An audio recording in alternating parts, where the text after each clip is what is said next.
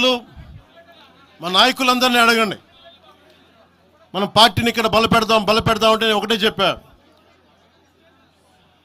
తెలంగాణ వచ్చిన ఇది ఈ సందర్భంలో మనం కూర్చోబెట్టి మాట్లాడితే ముందు అది వేరేగా వెళ్తుంది. తిరగండి, జనసేన ఆశయాలను తీసుకెళ్ళండి, ఆ రోజు సంగతి చూద్దాం. ప్రజలు కోరుకున్న మీద చూద్దాం తప్ప నాకేమి ఇక్కడ కూర్చొని ఆంధ్రప్రదేశ్లోనే అధికారం కోరుకోనివ్వండి, తెలంగాణలో నేనే అధికారం కోరుకుంటాను, ఒక మార్పు తప్ప.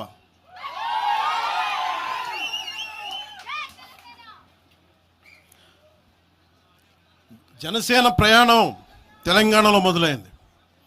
నేను మీకు ఏ సమస్యకైనా సరే నేను కూర్చోబెట్టి మా నాయకులు ఒకటే చెప్పా, మీరు సమస్యల మీద పోరాడండి. నాకు బాగా ఇబ్బంది కలిగించే అంశం ఈ మధ్యన పదే పదే చూస్తూ ఉన్నాను. మాట్లాడితే ఆంధ్ర ఆంధ్ర ఆంధ్ర అని చెప్తా ఉన్నారు. తెలంగాణ ప్రజలకి ఆంధ్ర మీద విద్వేషం లేదు, తెలంగాణ నాయకులందరికీ విద్వేషం లేదు.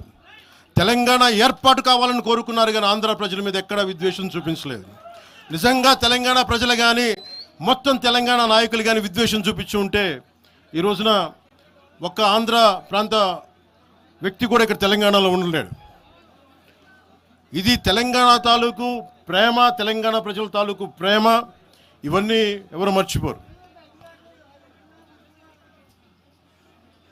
నాకు ఈ మధ్యన వస్తావంటే నువ్వు హైదరాబాద్లోకి ఎలా అడుగు పెడతావు, నీకు హైదరాబాద్లో ఏం పని, ఇది నేను ప్రత్యేకించి చెప్తా ఉన్నా. మీరెవరైనా నన్ను బెదిరించడానికి, బెదిరించే వాళ్ళు మీ అయ్యే జాగీరా తెలంగాణ?